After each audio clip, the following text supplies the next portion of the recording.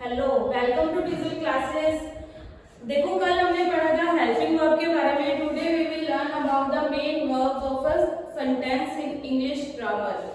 मैंने कल आपको बताया था कि हेल्पिंग वर्ब्स टोटल इंग्लिश के अंदर 24 होती है, लेकिन मेन वर्ब्स की इंग्लिश में कोई भी लिमिट नहीं है।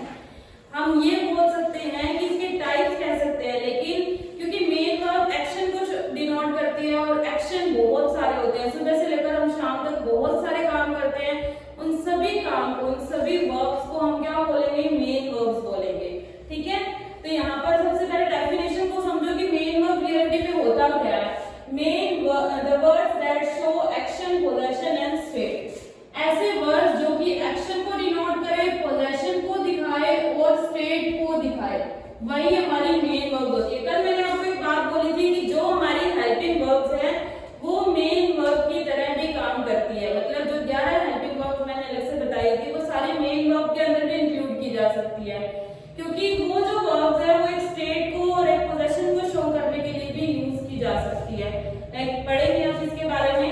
सबसे पहले टाइप देखो कि वर्ब्स को मेनली 5 टाइप्स के अंदर डिवाइड किया जा सकता है। वर्ब की फर्स्ट फॉर्म जिसे हम बोलते हैं verb second, verb third, verb fourth and verb fifth. Verb first होती है plural form of the verb is called verb first. वो प्लूरल फॉर्म है तो इसे वर्ब फर्स्ट बोलेंगे। वर्ब सेकंड डिनोट करती है पास्ट को, वेंट। वर्ब थर्ड डिनोट करती है प्रेजेंट पार्टिसिपल को।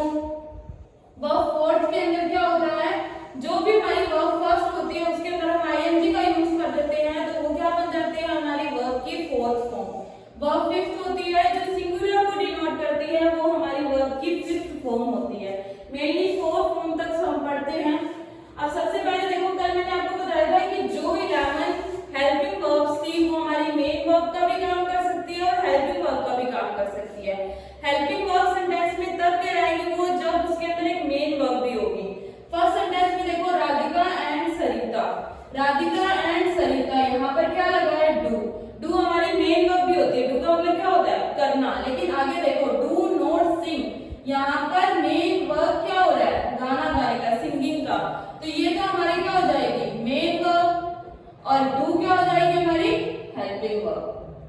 नेक्स्ट सेंटेंस में देखो, दे आर प्लेइंग टेनिस। यहाँ पर देखो, आर जो वर्ड है वो क्या है? हमारा हेल्पिंग वर्ब, क्योंकि इसके साथ में क्या है? Main verb. प्लेइंग हमारा खेलना, हमारी क्या हो जाएगी? Main verb. और ये दोनों वर्ब्स किसको डिनोट कर रही है? एक्शन को।